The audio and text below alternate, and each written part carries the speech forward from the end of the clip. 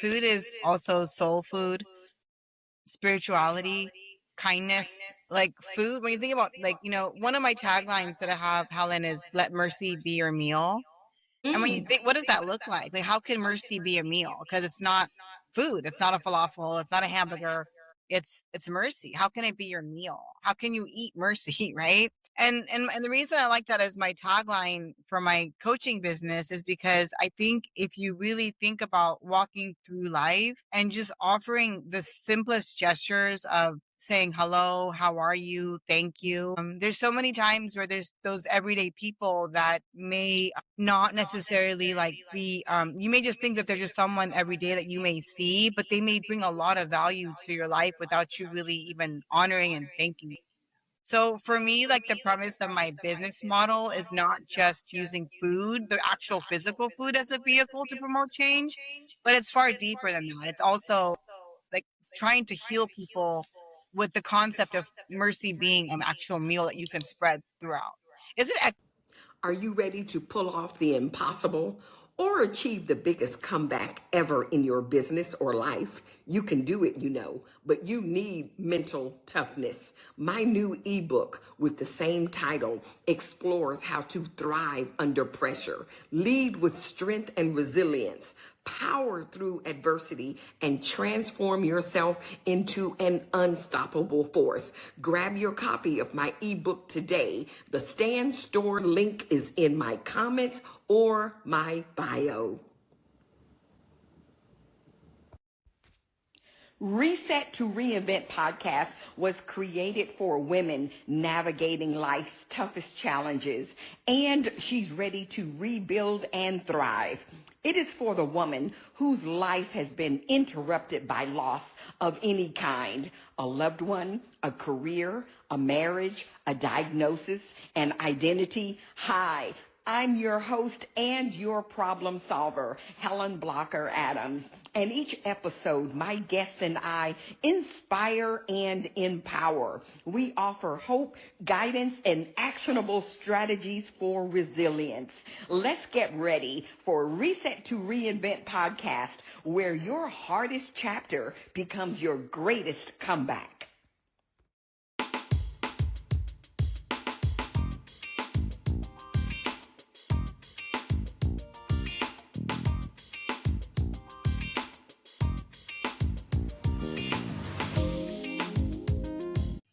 Hello, hello, hello, and welcome to episode 70 of Reset to Reinvent podcast, where your hardest chapter becomes your greatest comeback. And I am your host and problem solver, Helen Blocker Adams. So glad that you have joined us here today. And don't forget to subscribe and like and share all of our episodes. And I tell you what, this episode that we've got planned for you today, you're definitely going to want to like it and share it, because you and I are getting ready to have an experience with this incredible woman. And I'm not going to take any more of her time. She calls herself, she is known as the Mercy Queen, okay?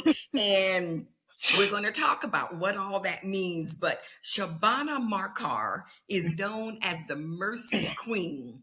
She's a first-generation American entrepreneur, humanitarian, and podcast host who, checks this out, who believes food is one of the most powerful tools for healing humanity. And I want to welcome Shabana. Thanks so much for joining me here today. Thank you so much, Helen, for having me. It's such an honor to be, and that's a lot of episodes. That's kudos to you. Oh, Yeah. thank you. And those are, no duplicates, 70 weeks in a row, because my podcast, they drop on Monday mornings. So Amazing. this episode, just so you know, will drop on the second Monday in July. Second Monday in July, and I'll make sure that you get all of the information. But Shabana, now I want to find out, first of all, what is it about food that, where you say as one of the most powerful tools for healing humanity? What do you mean by that? I'm sorry. I'm like so emotional today a little bit because I've actually had the blessing of having two podcasts today with also Lisa Nobles. And I'm just so honored to be here. So I sincerely thank you for giving me your platform to be seen and heard. Oh, you're But to welcome. answer your question, food is not just food, right? Food is also soul food, spirituality, kindness. Like food, when you think about, like, one of my taglines that I have, Helen, is let mercy be your meal. And when you Mm. think, what does that look like? Like, how can mercy be a meal? Because it's not food. It's not a falafel. It's not a hamburger. It's mercy. How can it be your meal? How can you eat mercy, right? And the reason I like that as my tagline for my coaching business is because I think if you really think about walking through life and just offering the simplest gestures of saying hello, how are you, thank you. There's so many times where there's those everyday people that may not necessarily like be you may just think that they're just someone every day that you may see, but they may bring a lot of value to your life without you really even honoring and thanking them. So for me, like, the premise of my business model is not just using food, the actual physical food, as a vehicle to promote change, but it's far deeper than that. It's also like trying to heal people with the concept of mercy being an actual meal that you can spread throughout. Is it echoing, Helen, still? No, no, not at all. Okay. So, okay, so how did, I mean, that's okay. I don't even know where to start. Okay, so the word mercy, because you've got mercy. Okay, let me go back to your one pager. We've got mercy, the Mercy Queen podcast. We have miracles for mercy. We have mercy mindset coaching, mercy Mediterranean. And by the way, I love Mediterranean food. Oh That's it. my I'm gonna cook goodness, it I for you love when you come. Mediterranean food. Oh my goodness. So you've got the word mercy. It seems to be the centerpiece of what you do and who you are. So, many of us know what the word mercy means, and of course, it's in the Bible. But what does mercy mean to you, and why does that mean so much to you to have it integrated as a part of who you are and your business model? Sorry, it's close to Father's Day and my dad's passed away, so I'm sorry if I'm a little bit emotional. Oh, But to me, like, the word mercy for me really comes from my dad's teachings of, for me, the Prophet Muhammad, peace be upon him. And he is known as the mercy to mankind. And I think for me, learning stories about the levels of his kindness and forgiveness, peace be upon him, through my father's intentional storytelling, and really bringing even stories that from India and what it was like kind of struggling as a young child. To me, like, when I think of the word mercy, it really just, what it's really evolved into is not just mercy to others, but mercy to yourself.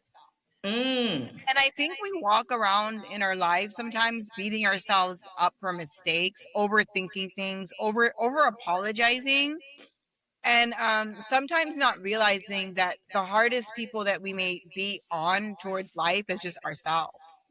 And for someone who's been knocked down in my life so many times, either being hurt by people or even just self harm, to a point that I may not even wanted to even continue my life anymore. And times I've even attempted suicide 3 times. So wow. when we're talking about this concept of the Mercy Queen, usually, like, I have even a crown that I wear, and I haven't been able to find it. So but it's nice. I even walk around the airport, or when I travel, I wear my crown, and people will be like, "Oh, is it your birthday?" And it's not a manifestation of arrogance, like, "Oh, I'm a queen," or it's more to remind myself out of humility the beauty of my own, like, flaws, and the beauty, and that I just still deserve to be treated with mercy no matter how many mistakes I make, and no matter how, Mhm. you know what I mean.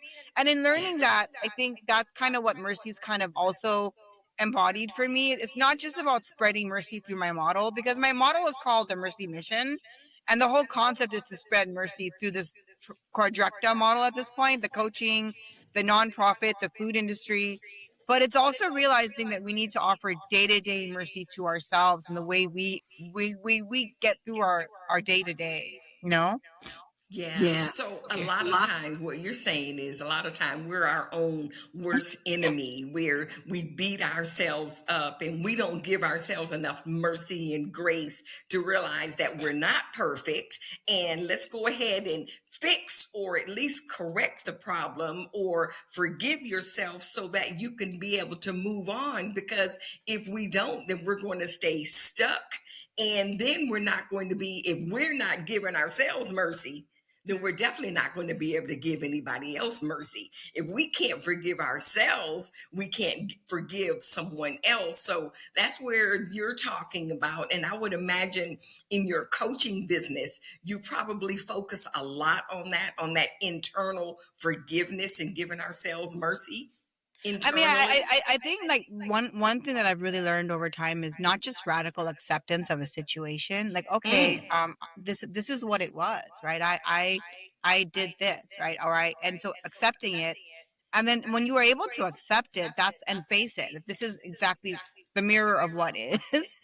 Then you've got to offer a lot of self-compassion, because sometimes you realize in a world out there that maybe people will not even offer it to you. And if it's not going to be offered to you, and then you're feeling like, God, like you feel bad about it yourself, then how do you come and rise above it where you can journey through it and still feel good about yourself? Because like when you think about like mistakes in humanity or anything that you may have done, and whatever it is, whatever you think is on that list that you may feel bad about, I think mercy means forgiveness, as simplified as it is, and self-forgiveness and forgiveness of others, in period. It's as simple as that.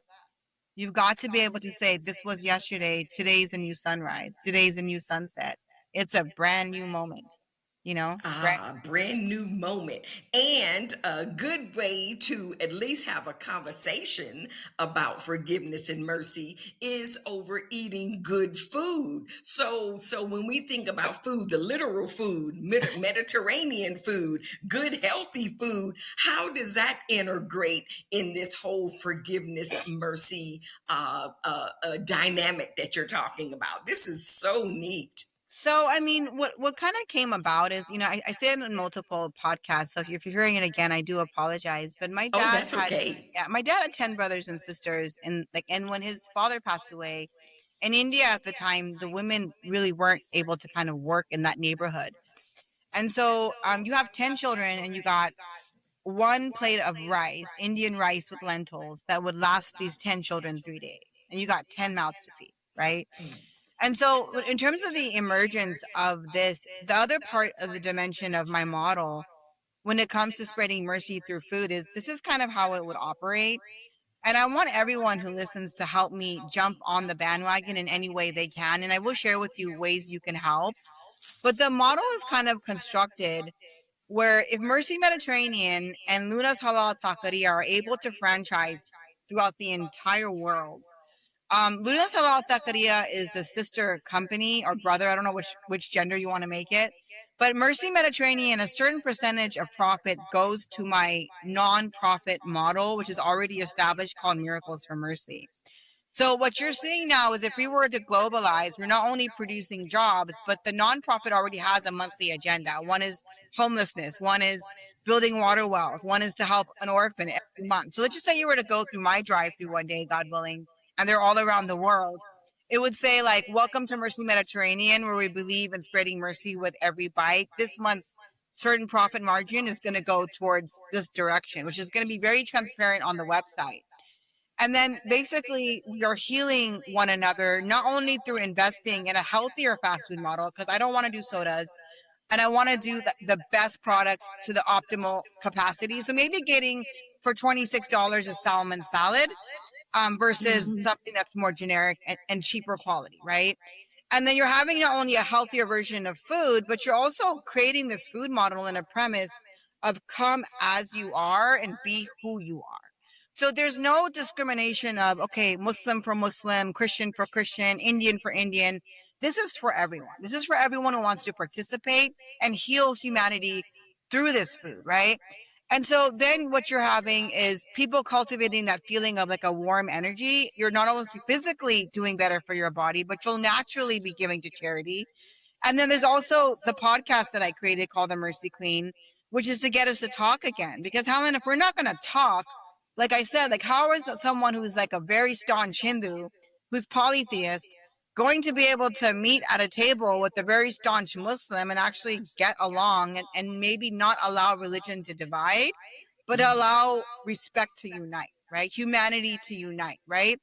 And that could go across the board on any construct. I mean, for example, like my dad as a human being, the way he taught me faith, I mean, you may have some people, whether they're Muslim or Christian, that if they had someone that were like two, like, you know, gay neighbors, they may be like, you know what, they're gay, let's not go over there. But to me, the way I believe I was taught my faith, that irrespective if I believe or don't believe religiously in the ideology of that, I'm still going to go visit them and take over food, be kind to them as if they were heterosexual neighbors. I'm not going to discriminate because, oh, they're different or whatever. And that rule needs to apply to humanity as a whole, because we can't keep on allowing whatever the dynamics are to allow these wars to happen or children to be affected. And then the coaching premise, which is the Mercy Mindset coaching business, I don't coach for money. It's also something I do for free. And I usually take on like either every 6 months or sometimes every 3 months, within 4 times in the year, 3 clients only. And I try to get you as a Jay Shetty certified life coach from one destination setting of a goal to another. But my coaching, as well as my nonprofit work, I don't get money from it. I'm trying to do this for free with my altruism. And if I do eventually make profit, it's through the restaurant or it's through my other work on my books or my public speaking. But my model is very pure. So my goal one day is to not only like see this uprise and see the world change, but I'm also hoping that as we expand one day, it's going to manifest something so beautiful for all of mankind. The Mercy Queen. Now, you're in California, I'm in Georgia, and is there a restaurant or a website where people can be able to partake of the Mediterranean cuisine? Tell us how that would work for someone who's not in your geographic area.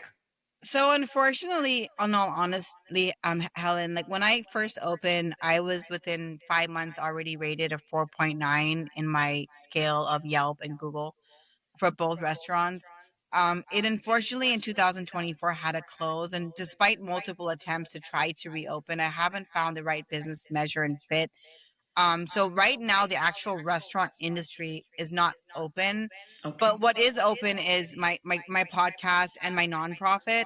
If the one thing also with the nonprofit is, imagine one day the business premise being so advanced that I don't have to seek donations for my nonprofit, because by embodying eating my good food, it's automatically going to heal the world. So I no longer have to get a grant. I don't have to do a fundraiser. We're just spreading it through eating, right? And so that's not evolved yet, because unfortunately I've gone through a lot of business struggles with sometimes bad alignments, and I basically have had to take the hit of now working 14 hours to kind of manifest the comeback. And because I've seen kind of sadly that the business world is sometimes so cutthroat and solely about money and profit that they don't necessarily have either the ethic or caring, I am now taking my time to build other things like public speaking. I'm hoping to do a TED Talk, writing my book, and try to one day when I do reopen, do it in a way that is slower, smarter, and doesn't have the risk to operation fail. Because a 4.9 rating with 100 people coming in the lunch hour, it was rampant. It was amazing. But I'm trying to work kind of smarter, not harder. And kind of like what you said in the very beginning of the podcast is having the courage to kind of manifest, the dignity of failure, not being a failure, but a learning experience to hopefully one day come back.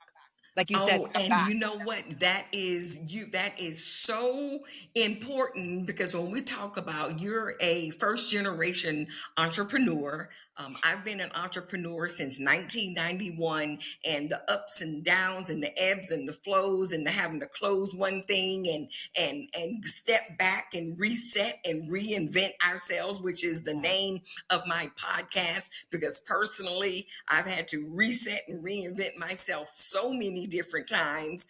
And so as an entrepreneur who's had to step back, but you didn't stop, you just kind of pivoted. And so, what advice would you give to an entrepreneur out there, whether they're just getting started or whether they're in a situation that you found yourself in, even though everything seemed like it was going great, but then boom, 2 years ago you had to step back and do something different. So, what 2 or 3 points can you share with our entrepreneur that may be a little struggling and thinking about just closing up their suitcase and going out into the sunset?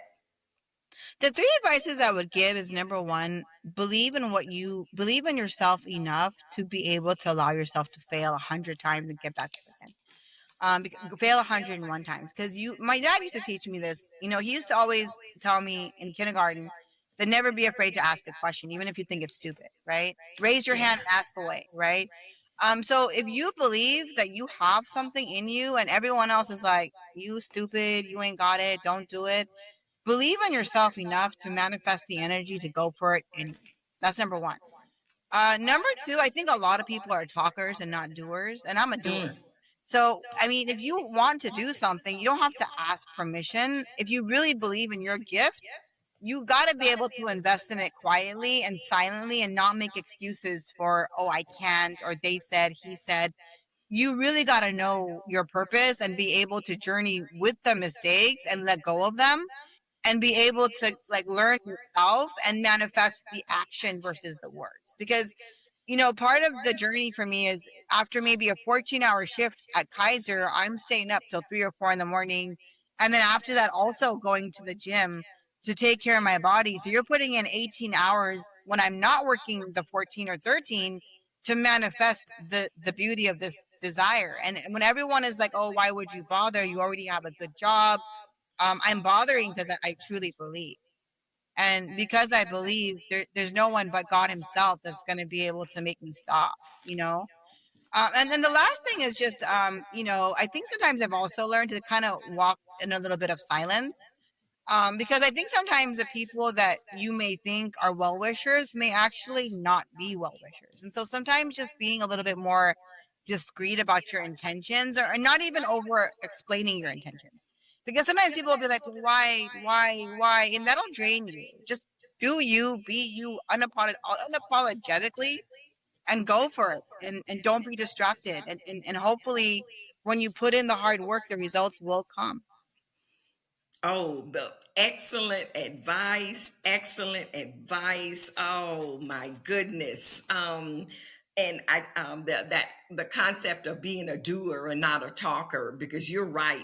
Even if you scroll on Instagram, I mean, a person can really get caught up in the notion that everybody that they're scrolling and looking at on Instagram are rich and they're millionaires, and you got these images, but yet you peel that onion and you'll find out that everything that glitters is not gold. And so with that said, how do we because they say sell the sizzle and not the steak, but how does a person that really want to try and get something done, you talk about distractions, how does a person remove some of those distractions so that they can make sure that what God has for them is for them and not all of those other things that they're seeing out there,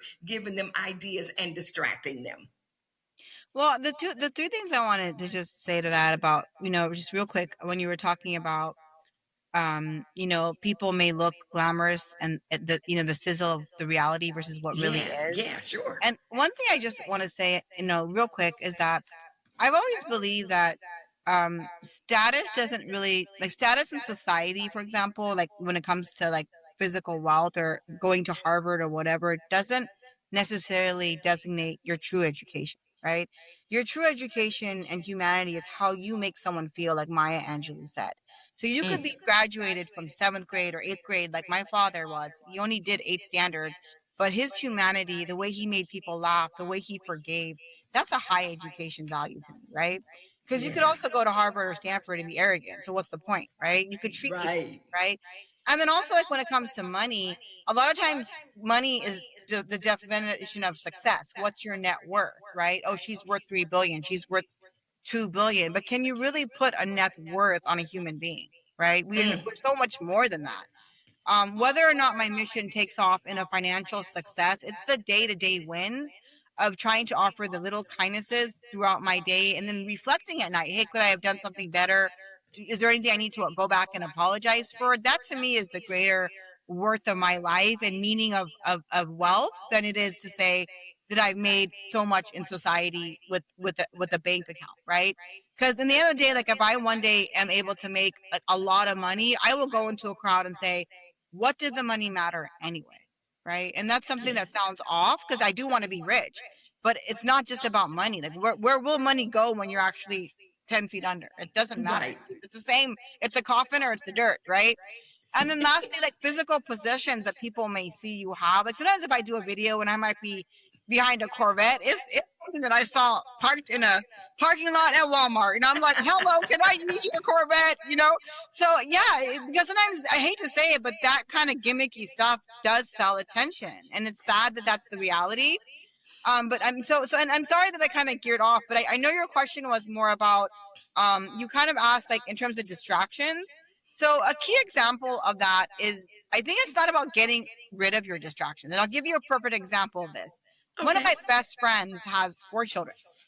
And she is such a devout mother that she will never leave her children to do the things she wants to do, whether it's going to the gym, whether it's going out for a weekend for herself. She just won't do it because to her, she's like, if I'm not there, my husband's not going to be able to manage it. And so when you're talking about sometimes getting rid of distractions, it's not about getting, because she can't get rid of her kids, right? Right. It's more about saying like, wait, how can I make this work? That there's not an excuse for me not to fulfill my self-care. And that doesn't even mean business. It means reinventing yourself in a way where you say, just like my kids matter, just like my ailing mother matters, just like my kid who's struggling with drug addiction, it's all hard things for me to go through. I'm somehow in my day going to identify 3 things, whether it's doing reading, writing, going for a walk, listening to music, dancing in the house, whatever, watching a movie that's going to be solely for me.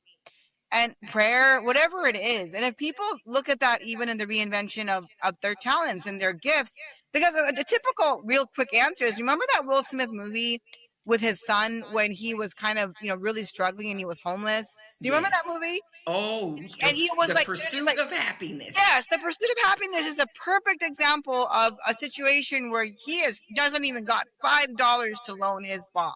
And he's got a little lamb and he is hustling the bustling. And that's what you've got to do to make it. You cannot sit there and say, oh, well, because I've got kids, or you've got to be able to do the grind anyways. And you've got to find a way to do it anyways. But that means that you need to feel the grind is worth it without excuse. You know what I'm saying? Oh, I like that. Oh, so you just said the Mercy Queen. She just said you've got when you are pursuing your grind, you have to believe that it's worth it. Because you are, honestly, Helen, when I started this entire endeavor, this Mercy mission, let me tell you what I went through. My husband wanted to divorce me. He said, if you do this, we're getting divorced. I'm like, go ahead, let's get divorced, right? Then I got my parents are in India, and they're like, you're crazy. We're going to take the next flight. We're going to, you're going cuckoo. And they get my cousins and my brothers coming at me like, you crazy. Don't sign the contract. Hold. And I'm getting, and I'm talking to God, and I'm talking to God. And even till this day, my family itself does not really support my podcast, anything I'm doing. In fact, I'm being honest. Like, I did a San Jose Improv joke about it. but I usually come home like at 3 or 4 in the morning average. And I'm a Muslim female, so you can't talk to a lot of men or women that, hey babe, like what? Oh, 4 o'clock in the morning, you just arrived, right? Unless you're at work, right? And to me, it's like I know that where I am. I know what I'm doing. I know that I'm at coffee shops or sitting there and really studying or even exercising to self-care. So it's like when you're talking about like, okay, how is she manifesting this? It's intentional. And I'm not allowing people's concepts of, oh, women should be like this. You must not care about your kids. No, I care about my sons a lot. But I also care about other kids that aren't mine. I care about the kids in Sierra Leone. I care about the kids in war zones in Sudan. I care about the kids all over the world. So if I'm going to manifest and boss up to make this happen, and I know I can do it, I'm not allowed to be weak and just, oh, my husband's not happy.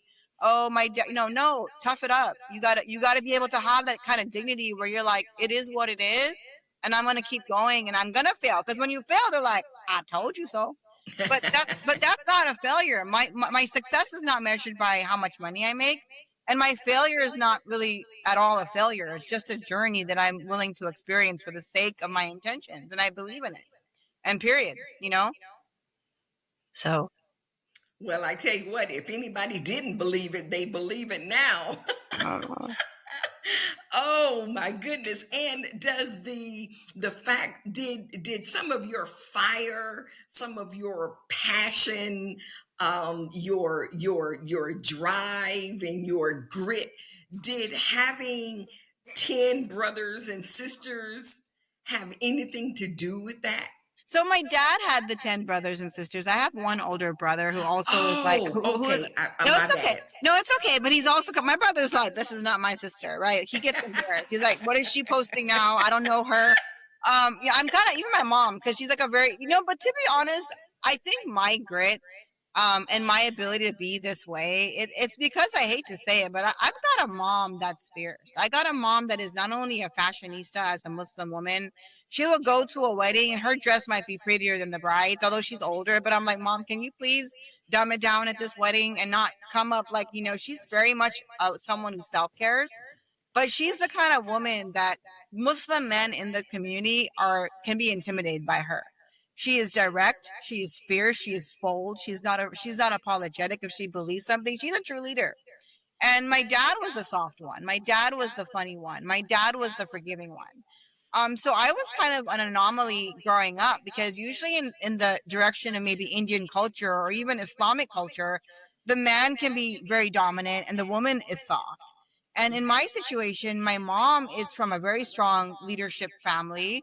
And my dad, like I said, had a lot of spiritual humility. And so it kind of gave me a little bit of the best of both worlds that kind of created and I'll be honest, before the Mercy Queen, that was kind of a subtle soft serve, but I actually wanted to call it the Muslim Harley Quinn.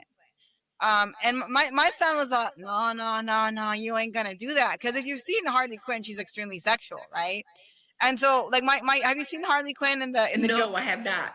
So Harley Quinn is basically I think she's a Marvel character that was in love with the Joker. And she was like a psychiatrist, and she was in the Suicide Squad. Have you ever seen the movie The Suicide Squad? Yes. So you remember that the one that's kind of the cute little, the actress that plays Harley Quinn, the one that's hanging on the jail and whatnot. So she's in the Suicide Squad. So she's very hypersexual, but she's very independent. And she's able to save herself.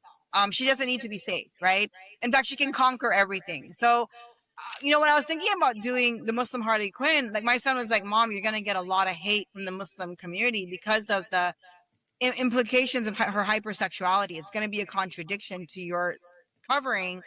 And when I explained to him that even if someone's necessarily quote unquote hypersexual or whatnot, there should be no judgment.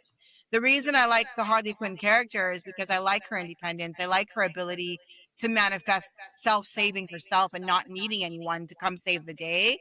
But I mean, and having said that, I kind of decided to make the Mercy Queen more of the title because it was softer. And I think it wouldn't cause like the Muslims, if I go into another country, be like, who's that? We're gonna, and not to say that Muslims are barbaric in any way or just judgmental, but I mean, sometimes things can be perceived in a wrong way, Right.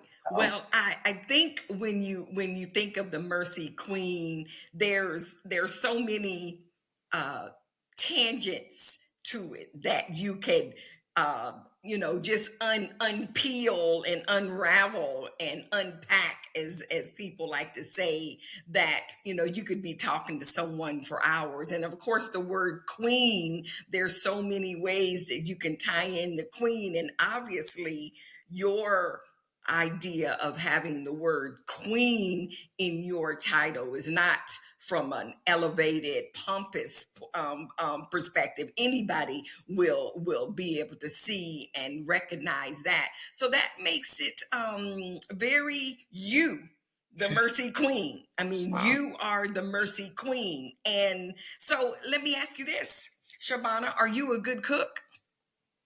I think not only am I a good cook, but sometimes I think my food actually ends up being miraculously good. And the reason I say miraculously good is I can take old rice and turn it into something that feels like I think a Michelin rice, right?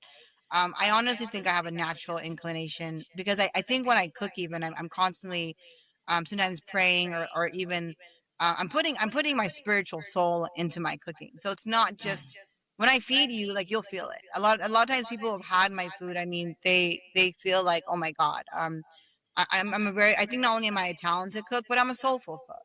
And I put like I said, I put heart and meaning into cooking what I cook and what I produce. There's a lot of love in the bite and the food that I create for people. And I'm very much considerate to what people may like and dislike. So it's also knowing someone, like how they like to eat their salmon or how they like to eat their whatever I'm cooking for them, because everyone has their own unique things that they may like, even for Right. example, something as simple as a salad, right?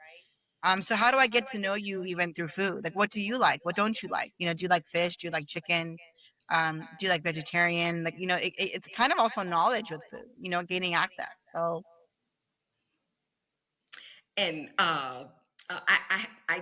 for some reason, I knew that you were a good cook. I just had to ask you that question. I mean, who would have a whole concept that you have, and it doesn't come from inside of you in terms of cooking? So it just makes sense. So I'm praying that God will lead you to the right scenario that will allow you to open up your Mediterranean restaurant again. And now I read somewhere about a food brand.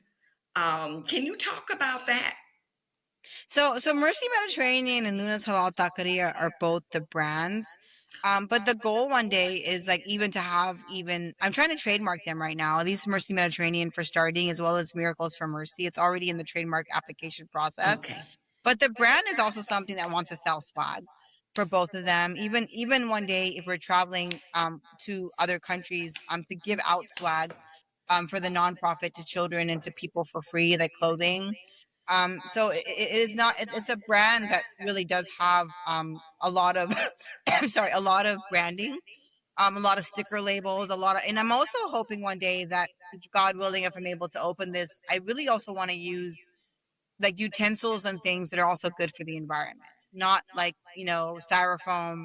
So like the whole model is really based on a holistic intention that offers food. And also I'm also trying in my brand, hopefully God willing, to separate the veggie and the vegan from the non-veg grilling and oils, because I also don't like when I go to Denny's, for example, for the pork, which I cannot eat, to be next to the hash brown, because that cross contamination defeats the purpose, right? Right. So Right. imagine going through a drive through now that is not only serving a healthier version of fast food, also offering charity, but then at the same time, the branding also respects the difference between a vegetarian and a non-veg, because even the spoons, the oils, it's not going to be the grills itself. They're all going to be not intermixed, and that's something very also elite in my intention. To kind of respect difference, like I said, you know. Wow, that's a big undertaking. That's going to be a whole lot of work, but it is worth it. The Mercy Queen, she believes it is worth it. And you mentioned several times of how you talk with God, your relationship with God in terms of making sure that you're on the right path. And as an entrepreneur and as a human being, we like to say, well, I can do this, and find ourselves more prideful than we ought to be. So how important is it, Shabana, for a person, if they really want to have that sustainable growth and stability in their business, how important is it for us to have that relationship with whoever our higher being is? If you don't mind, Helen, there's something that you said that kind of made me want to mention a story that may answer your question. But Okay. it's a story that my father taught me when I was 6 or 7, that really rung to purpose for me. But when I mentioned, like, Prophet Muhammad, peace be upon him, who was known as a mercy to mankind, one of the stories that he told me at a very young age is how there used to be like a Habashi woman who used to actually daily see the Prophet, peace be upon him, and she used to kind of greet him, and she would kind of also clean like the mosque. But she would say good morning to him every single morning, and he regarded her as a mother figure. And now at nighttime, she had passed away, and the other companions of the Prophet, peace be upon him, ended up burying her without notifying the Prophet, peace be upon him, that she had passed, only because they did not want to wake him up and disturb his sleep, thinking that, we didn't want to disturb him. And he wakes up in the morning and he sees her missing. Mm. And because it was a daily thing. Like I said, sometimes that daily person that's gone for 3 or 4 days at the grocery, line, like, do you ever get to know their name and say, hey, where's Helen? I haven't seen her in a couple of days. Is she okay? Yeah. Really adding meaning to life, right? He wakes up and she's not there. And the people said to him, "Oh, Prophet of Allah, we didn't want to disturb your sleep." And he said, "Disturb my sleep?" He said, "This woman is my mother." And he went to her grave and he repeated the funeral prayer. And he took out his clothing, his garb, and he laid it on the ground, which Mm-hmm. is like a big thing. And it's like, it's like that saying that to one person, you may just be another human being, but to another human being, you may be the entire world, right? And in our lives, when we journey, like sometimes we're always about surviving or making money or succeeding with this degree or da da da da da. And we forget just to enjoy the spiritual elements of the day-to-day interactions that we may have with one another on the individual family level, but even those day-to-day people that you may see at work or you may see as an everyday, like at a certain store. And part of, to answer your question, is how important is that higher power, whether it be Jesus or whether it be Buddha or God, is to understand that every human being has the ability to perfect their own human light. And and perfecting that light isn't mean being perfect or not making mistakes at all. It's the opposite of that. It's understanding that in perfecting your own light and trying to be good to yourself, you can start to see the little blessings that just make the life worth living in the day to day. And it has nothing, once again, to do with money or status or wealth or possessions. It just has to do with being content with the fact that you're breathing and that you have a reason to offer the next step to the outdoors of your day, and not feel the need to suffocate in your bed if you're not feeling well or feel alone, because you have so much to offer. We all do. You have a book coming out, Love Me First, Love Me Last. Tell me about that. So that book is hopefully coming out soon, and there's also going to be an inside success video that's going to be released about it. But that book talks a lot. It's the reason it's called Love Me First, Love Me Last is because it's balancing self-love with being selfish and setting boundaries with also being selfless, right? Because you got to be both. And Love Me Last is about being able to say, I'm going to also be selfless, but then also understand that love does have to be selfish too. Love is not just like give, give, give, give, give, and someone else is take, take, take, take, take, right? Yeah. Love is not just over forgive and tolerate. Love has boundaries that need to also self-preserve, right? So the book is actually divided into 4 sections. It's trauma and respect, and then the other half is connection and love. And basically in this book, I'm going to be sharing moments, like 3 moments of trauma that may have either gone to good moments of respect or bad moments of respect. And then also with love that, love that may have looked wrong to me, or well, not necessarily wrong, because you can't say love is wrong, but love where maybe I was being mistreated, or love that may not have really been the epitome of what love should look like. And then also how it cultivates the human connection, because sometimes in our desire for connection, and then the things that break us, that and when we try to come back for respect, it ends up being an evolution where you need to not only identify what loving yourself first means, but once again, how to also balance that with also being selfless. So you're not just about me, but you also are about me, and realizing the value of me in relationship to other human beings. That is going to be a fascinating book. So I'm hoping that it would be out by the end of the year. Is that the Hopefully, plan? I'm hoping, and every time I release a self-help book, I'm also trying to also do a children's version of it as well. So I'm trying to Oh, do a duet of every book I release. And I'm trying to hopefully, this is going to be my first one this year, but I'm hoping every year I release 2 self-help books. Another book that I want to write about is like In the Name of Love and Loss, about how to deal with grief.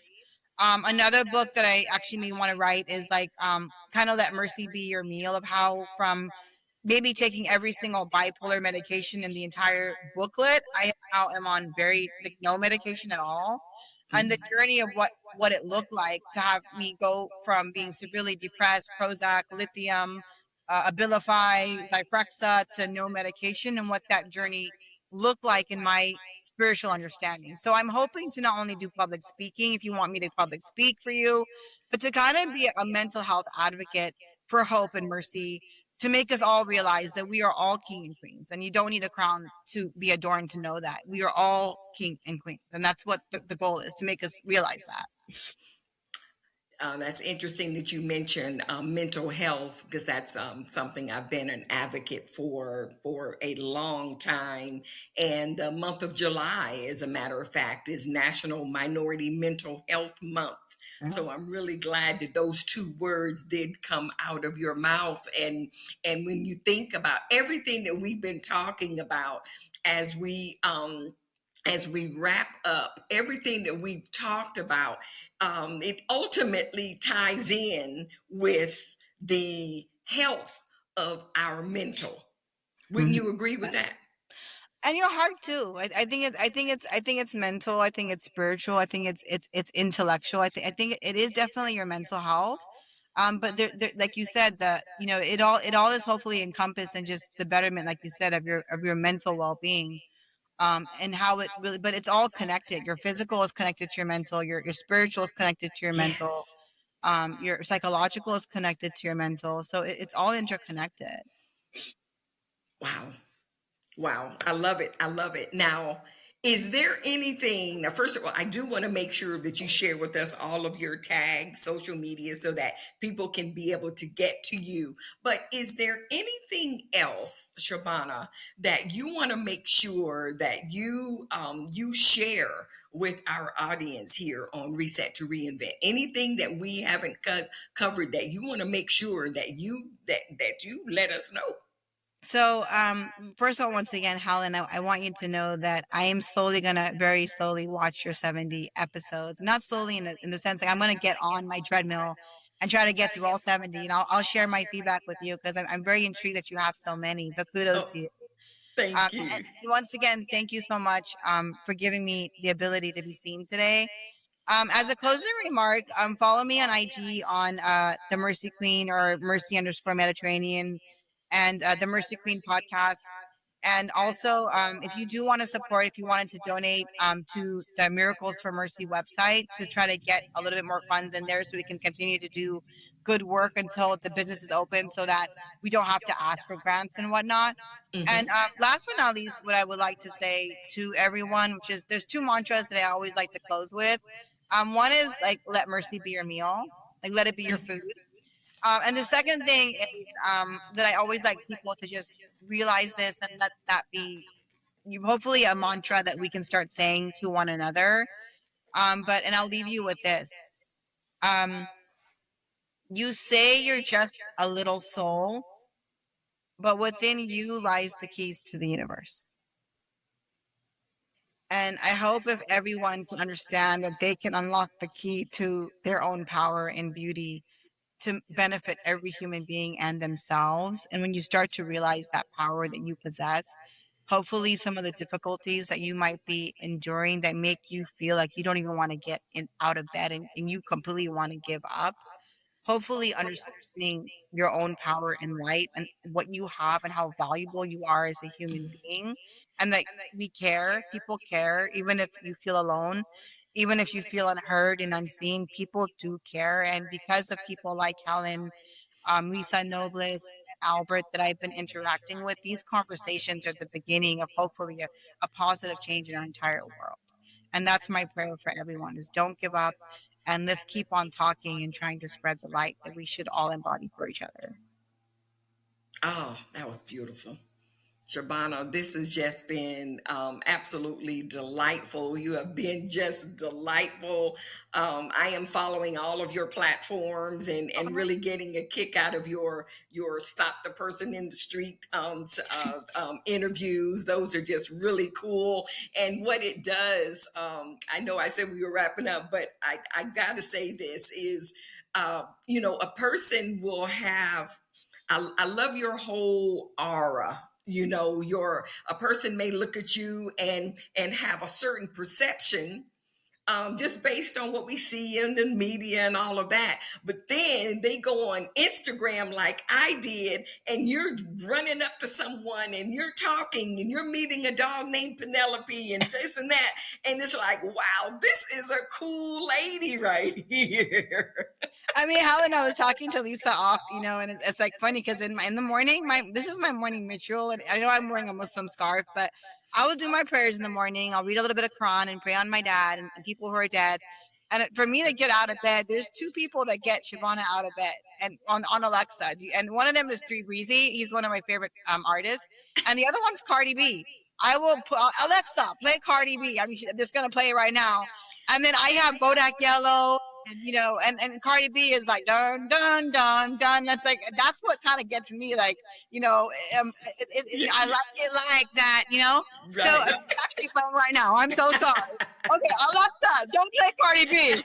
And so, like, in my household, like, sometimes I gotta kind of put like the filter, but it's like funny because you would not imagine a Muslim woman listening to Polo G or Tupac, because you just have this thing that maybe she's from Afghanistan or Iran and she doesn't speak English, and I'm born American. So I listen to things that people, Alexa, stop the Cardi B. Oh, that's okay. That's okay. But I guess what I'm trying to say is that it's that, yeah, I mean, starting to see that people are far more than what you may perceive them to be based on what you think they are. Yes. And really trying to connect to who people are. Because you'd be surprised in my music taste or how crazy and wild I am underneath the surface of just what I look like. I'm Right. a crazy Helen. I'm a crazy woman. I have so much fun with myself, and not in a bad way. But I mean, I walk around just mischievous as hell, and I'm not supposed to be. But I have so much fun in my day. I flirt with men, women, dogs. I am a walking flirt. So yeah. So even though I'm a Muslim, I like to, and half the time they're 28 years old, and I'm like, I cannot cougar you. But I have a lot of fun. I really enjoy my life. It's just enjoying my own humor. I will laugh at my own jokes. They'll be like, why is she laughing? I'm like, I don't know. I'm just laughing, So enjoy your life, without apology. Be unapologetically you, and don't harm anybody. But be proud of, your weirdness or whatever. Just be you. I love it. Just be you. Be unapologetically you. I love it. The Mercy Queen, Shabana, I want to thank you so much for joining us here today. I just can't wait for my listeners, my viewers to be able to experience you like I have today. This is just and Helen, so much fun. do you mind if when we close, we actually do blast some Cardi B? Is that okay? Oh, go right ahead. Okay, Alexa, let's see what they play. Alexa, play Cardi B on volume 10. This is my household after I pray. Alexa, Cardi B on volume 10. And And as Alexa is finding Cardi B, I want to let you know, for my Reset family, thank you so much for watching and listening to today's episode with the Mercy Queen. We're going to close out with Cardi B, and Yes. we want you to have a wonderful week. Why? Because you deserve to be inspired. And thank you so much, Helen. I'm hoping the next time we connect, you will be in my podcast studio, spending the weekend with me, being pampered by the Mercy Queen, and getting to know you more on an intimate level. So I humbly thank you from the depths of my heart for having me on your show today. You are so welcome. You are so welcome. And definitely, we will definitely talk about that. So, that's so long. Hey, Alexa, play Cardi B. Okay, now. Here's some music by Cardi B on Amazon Music. Now do it. That's what I do every morning to get me out of bed. 18 hours of work, and I like it like that. Okay, girl? That's what happens every morning in the Mercy Queen's house. Like $1 million deals with my pet. Some size. Oh, yeah. That's what I'm talking about.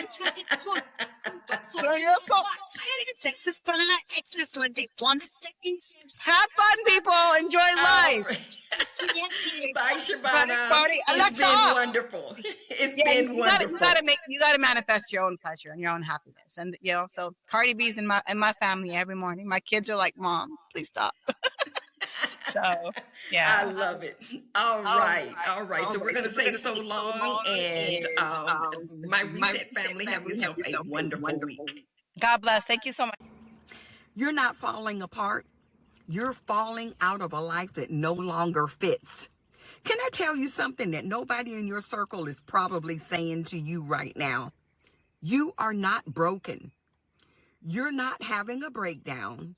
You're not weak. You're not too sensitive, and you are absolutely not behind. What you are is a woman whose identity just got ripped out from under her, and nobody prepared you for how that was going to feel. See, we talk about grief when somebody dies. We bring casseroles and fried chicken and cake. We send cards. We give people space to fall apart. But when a woman loses her career, her marriage, her sense of purpose, when the life she spent years building suddenly doesn't exist anymore, people say, well, just move on, stay positive, read the Bible, you'll figure it out. No casseroles, no cards, no space to grieve. And so she smiles, she posts, she pretends she's fine, while on the inside, she's asking one question on repeat. Who am I now? Who am I now? I need you to hear me. That question is not a crisis. That question is an invitation. Is the beginning of the most important work you will ever do. The work of figuring out who you actually are, not who life told you to be. That's the work that I do. And if nobody has told you it's okay to not have the answer right now, I'm telling you, it's okay, and there is a way through. Listen, I talk about these type of things every week on my Reset to Reinvent podcast. Check out the link in the bio. Come find your people. I've got you. Today's episode of Reset to Reinvent podcast is brought to you by the Adams Group Agency, developing final expense leaders.